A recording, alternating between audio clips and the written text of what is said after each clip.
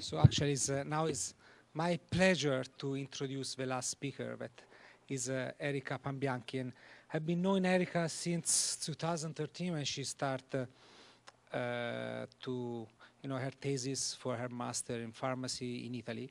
And then she was brave enough to follow me when we moved here in 2016, and she joined the PhD program in animal science and nutrition. And so it's, I don't want to take any minutes from her, but she's been fantastic. And as you know, she had to go through all the tests that a not English speaker has to do. Unfortunately, you don't have here yet a PhD in Italian. And so, so what what she's going to show is actually only 2 summers officially of work in the PhD program, because she just finished almost her classes, so she doesn't have to go to Raleigh anymore. So I think you will be impressed for what she had done. So please, Erika.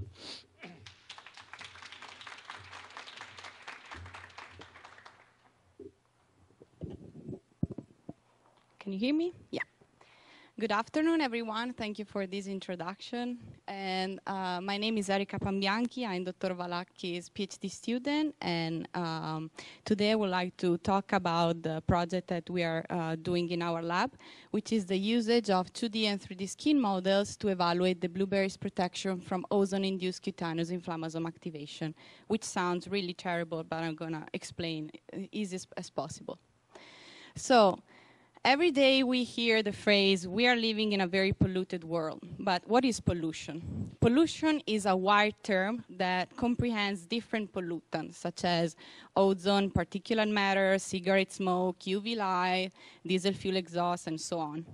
But is it really true? Like, how bad is pollution? So the World Health Organization showed that 9 out of 10 people breathe polluted air. And they estimated that almost 7 million people every year die because of pollution. So it's a really big problem nowadays.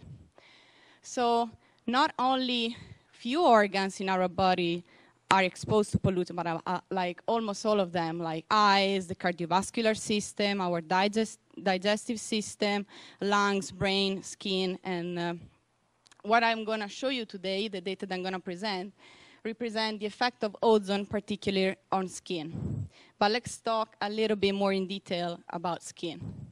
So skin is composed by 3 layers: the subcutaneous tissue, which is fat, the dermis, and the epidermis. And remember that the epidermis is composed by different cells, more specifically by keratinocytes and corneocytes. And remember, the corneocytes are the cells that are most exposed to pollutants, to the air. So in this case, also to pollutants. So what are the skin models that we're studying in our laboratories? So we are using 3 different models. One are the ex vivo human skin biopsies that we obtain from abdominoplasty surgeries. Then we have a model called RHE, the reconstructed human epidermis. That it's a model that represents the epidermis layer of the skin. And then we have, the last but not the least, the 2D models, which are just the cells, for example, keratinocytes, the human keratinocytes that are part of the epidermis. So, as I just told you, the skin is one of the organs that is target of pollutants. And this maybe doesn't seem so bad. Like if you think, yeah, we go outside every day and we are protected from skin, because yeah, skin protects us, but it's also the organ that may allow the pollution to penetrate the skin. So in fact, after a chronic exposure from pollution, that leads to the production of ROS. And what ROS induces over a long time is the developing of different skin conditions, such as atopic dermatitis, psoriasis, eczema, but also the skin aging. And what's interesting is that all these skin conditions have as a common denominator an inflammatory status and a redox imbalance. So we know from the literature that is outside nowadays that there's a link between the increase of skin condition due by an increase of pollution. And what we are interested in is that, in fact, this is due by an inflammatory process that is at the base of this skin condition. But now a question arises. is there anything that we can do to prevent or at least counteract this pollution damage, at least for the skin? So the goal of this study is to try to find and apply topically a compound, a natural compound that is able to counteract or prevent the damage that induced to the skin by the ozone exposure. So the different natural compounds that we are interested in study are different berries, like blackberry, black raspberry, blackcurrant, and blueberry. But why berries? Because they contain phenols, flavonoids, and these compounds are well known to have antioxidant and anti-inflammatory properties because they contain anthocyanins, and as you can see. So this data, we studied this experiment studying the wild blueberry. Thanks to the Dr. Laila Lab, she provided us the HPLC quantification, the composition, the quantitative and qualitative composition of the blueberry extract. We use the whole berry, the whole fruit. And now I'm gonna explain in details how we performed our experiments. So we start using the human keratinocytes, so the 2D model. We pretreated them for 24 hours with blueberry extract as a concentration of 10 microgram per milliliter, and we exposed to ozone 1 hour at 0.5 ppm. These are not just randomly chosen doses because actually we perform an assay called LDH with a cytotoxicity assay that allows us to understand if the doses of a treatment or of something that we are applying on these cells kills them, because we want to see an effect, but we don't want the cells to be dead, because if not, we cannot see any effect. So the Tritonix, this big bar that you can see, it's a compound that kills all the cells, so this is our control. Then we have the cell just exposed to air, so they shouldn't die because, they should be really healthy. And then these are the doses of the blueberry extract that we applied. And the doses goes from 0.1 microgram per milliliter to 10 microgram. And as you can see, none of these doses are cytotoxic. So we decide to use the highest dose to apply to this skin model. We did the same for the ozone. So we expose our cell to 0.1, 0.2, and 0.5 ppm. And still, after 24 hours, our cell die a little bit compared to the control, but most of them are still alive. So we decide again to use the highest concentration of the ozone, 0.5 ppm. So to understand if this compound that we're using and the ozone have an effect on the normal cell cycle, we performed an assay called scratch wound assay. What is it? It's just an assay that practically we see the cells, and when they are confluent in a petri dish, we actually perform a wound in them. So we are able to study their proliferation and their migration as markers to see if the cells are still alive and if their cell cycle is going on. So when we expose cells to air, you can see after 18 hours, the scratch is almost closed, and after 36, the scratch is completely closed. When we expose the cells to ozone, instead, it's surprisingly still open after 18 and 36 hours. So it means that ozone impacts the ability of the cells to proliferate and migrate to close the wound. But when we pretreat the same cell exposed to ozone, you can see that after 18 hours it's still open, but after 36 the wound is almost closed.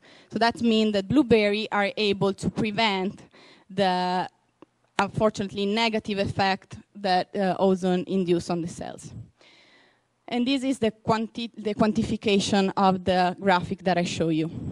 So these data allowed us to understand migration and proliferation. But what about inflammation? Inflammation, as pollution is a wide term. So you can study inflammation in so many different ways. And what we are interested about is specifically an inflammatory pathway called inflammasome. It is a very innovative pathway that was discovered just a few years ago. So when pollution, which induces oxidative stress, impact our skin, what happens is a double effect. So the ROS production inside the cell leads to the activation of transcriptor factors that then lead to the formation of the proforms of cytokines and interleukins, which are pro-inflammatory molecules. And also we can see the formation of this scaffold protein called inflammasome, which is formed by 3 different proteins. I know these are weird names, but try to remember ASC, NLRP1, and the caspase-1, which are the 3 proteins that comes together and form the oligomer called inflammasome. When this signal trigger the oligomerization of the 3 proteins, that leads to the autocleavage of the procaspase-1 in the actual active caspase-1, that then lead to the cleavage of the proforms interleukin 18 and interleukin 1 beta to the actual active form that then are released and are released in the blood for immunological response.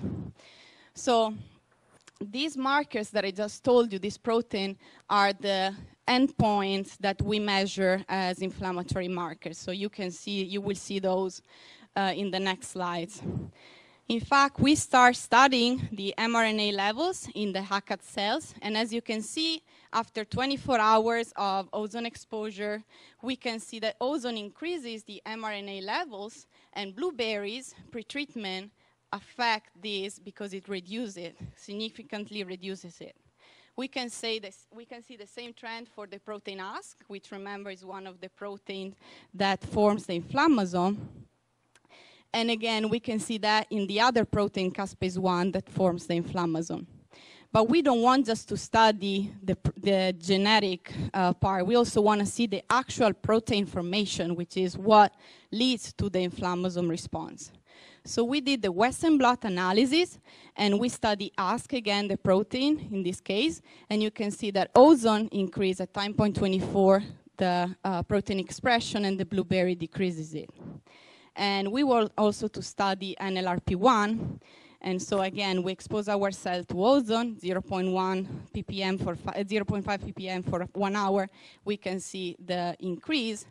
And then again, with the blueberry, we can see this decrease. So we can say that the blueberries are really able to counteract the ozone trigger and ozone the inflammasome activation due by ozone. But keep in mind, having more gene or more protein doesn't mean that inflammasome is active, because it's really important that this oligomerization happens. So how can we study the oligomerization? How can we see proteins go like forming this structure? We saw it, I'm sorry for this, we saw it from the double immunofluorescence. So as you can see, we double stain in green ASC and in NLRP1 the other in red is the NLRP1. And if you put together green and red, you can see yellow, but when we expose to air, we cannot see any yellow. Instead, when we expose to ozone, we can see the actual formation of the inflammasome, because as you can see, this bright yellow means that NLRP1 and ASC, they come together and forming the inflammasome.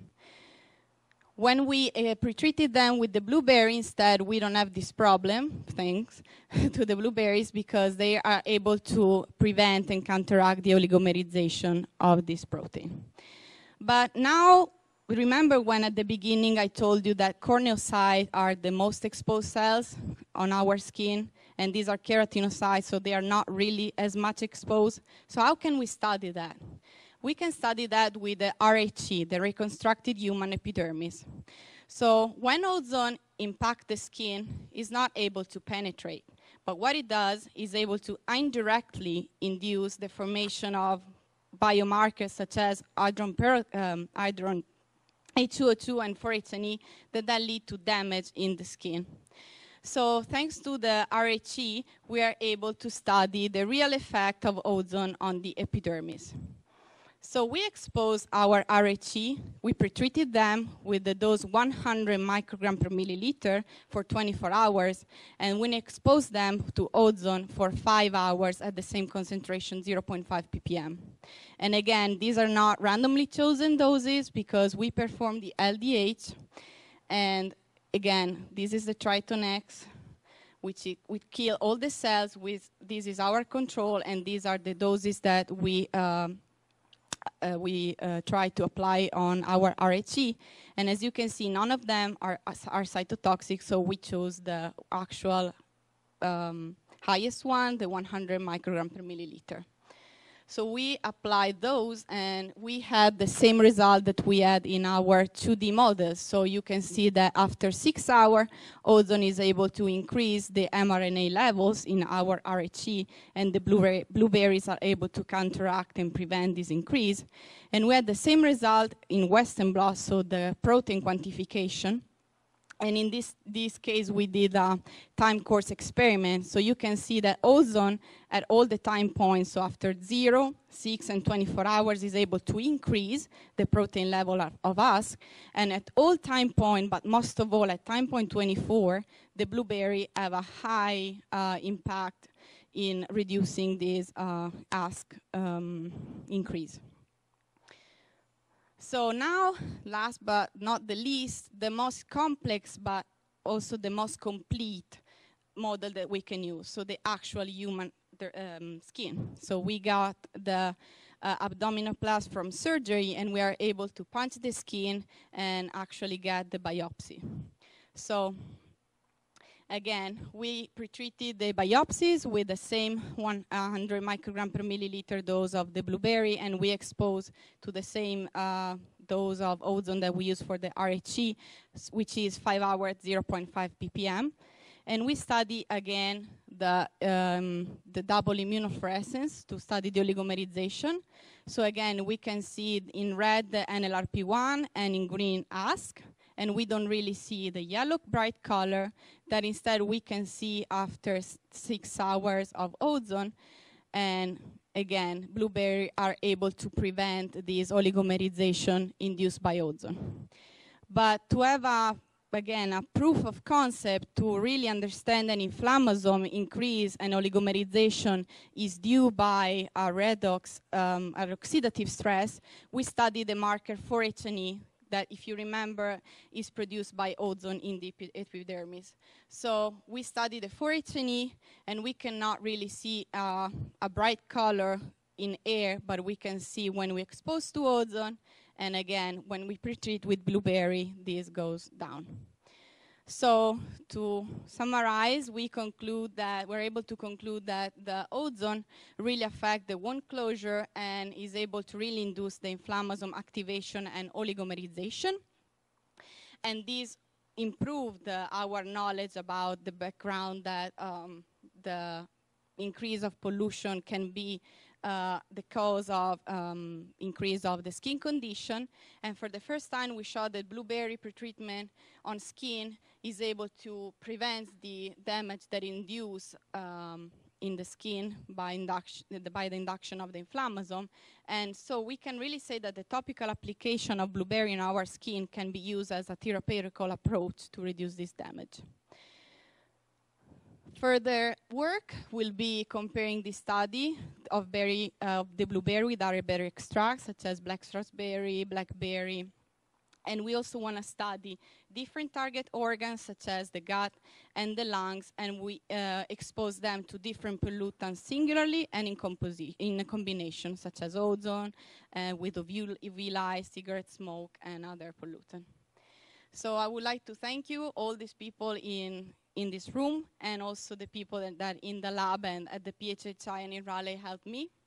And thanks for the P2EP that for 2 years, in the last 2 years, helped me improving my lab skills and allowed me to study the blueberry. Thank you so much for your attention.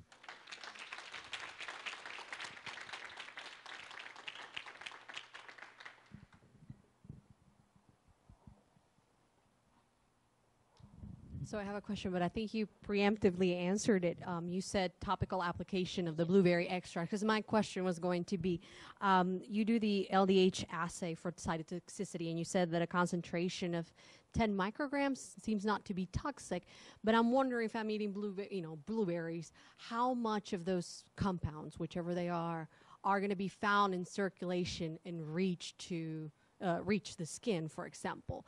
But I think you were mentioning, can you maybe explore a little bit of that? So this is a great question. One of the further experiments that we are interested in doing is also after the topical application, also study how much of the blueberry extract is able from the gut to reach in the dermis and actually have an effect on skin. So like your question is the next step of it. So we will be able to see how the blueberries metabolize by the gut and which metabolize and how many metabolites reach the skin and if they have an effect from the internal ways, not just applying them topically. So I hope that next summer we can give you an answer. My question is, in the future work, you said you were going to try different other berries.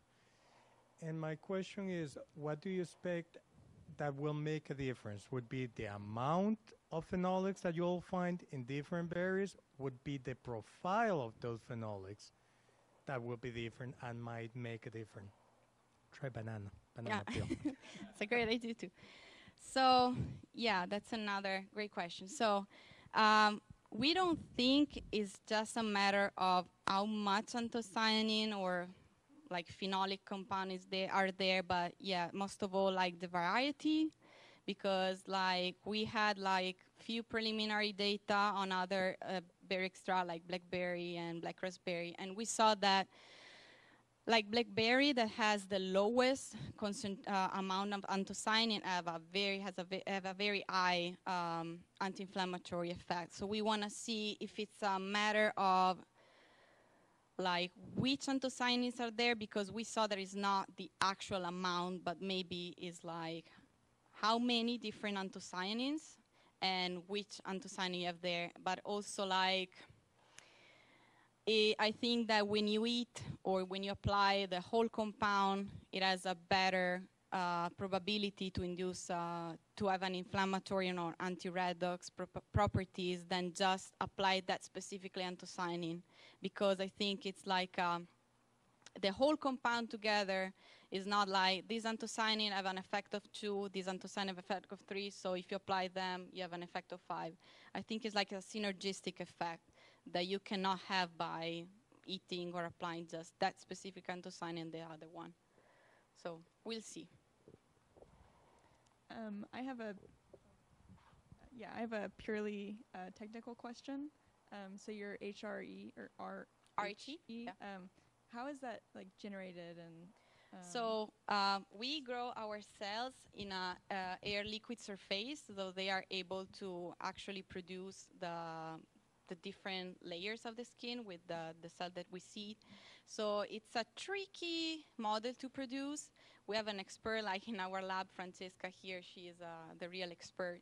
And like it takes around 10 days, and so also after that you have to understand if the structure is really the skin structure, so you have to assess like hematocillin and eosin assay to see the different cells that produce the epidermis, that make the epidermis. So like it takes time, but it's really a good model to study the real epidermis, because if you just have 2D models, like every model is the best for depending on what you're studying. Like 2D models really explain the biology that is behind an inflammatory mechanism that you cannot have when you have biopsies or the 3D models. So depending on that, like every model is good. But yeah, RT are tricky but really good.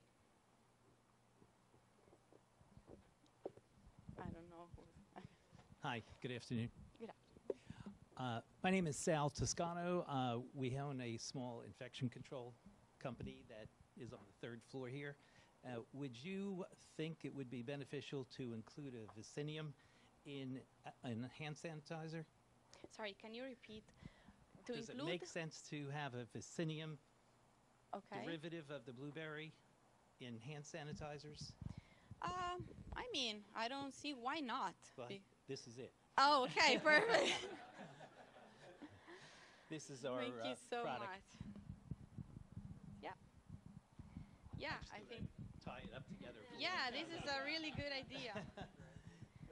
That includes, it's an alcohol-free, using benzalkonium chloride as an active, small commercial here. Aloe, a provitamin show in the B5 meantime. cosmetic moisturizer, and the derivative of the blueberry in that product. Vaccinium angustifolium, yeah. It's So, easy it's here. Thank you. And it's not as weird as it sounds, because there's actually a lot of work in there's a lot of Native American traditional ecological knowledge that has talked about using blueberries in wound healing. It was actually used as a compote for arrow wounds, which is kind of an extreme case. Yeah. But you might think, well, what the heck, putting blueberries on your skin? But it has a long history of human use. So in your scratch wound assay, Yeah. Correct me if I'm wrong, you did a monoculture, so those are your Yes, keratinocytes. human Are you keratinocyte. planning to do more like co-cultures where you have fibroblasts or perhaps other cells in that assay? Scratch wound assay? Yes. Yeah, that could be a good idea. In that case, it's just a technical matter of like growing different cells that might need different media together. So, but yeah, I think that we might be able to do it. So you can have like the different cells and fibroblasts. So they, one mimic the dermis, one the epidermis. Yeah, that could be done. So great talk. So I don't know if I just missed this at the beginning of the talk or however you organized it, but did you wash off the blueberry pre-treatment before testing the ozone exposure? Like basically, do you have some way of proving that it wasn't just reduced exposure to the ozone by having the blueberry sitting on top, or was it actually a protective mechanism that you're able to? So, for example, when we grow the cells, they are in the media. So what we did is like putting the blueberry extract in the media. So when the time point is done, like say after, like we have 0, 3, 6, and 24 hours. Sorry, I'm not using the microphone. So what we do is we take the media so we can collect it for using for LDH or other assay. And so for that time, the cells are exposed to the blueberry. Like we do the 24-hour pretreatment, and then we remove it, and then we collect the protein or RNA, and the same for the RHE and the biopsy. So we also wash with PBS. So.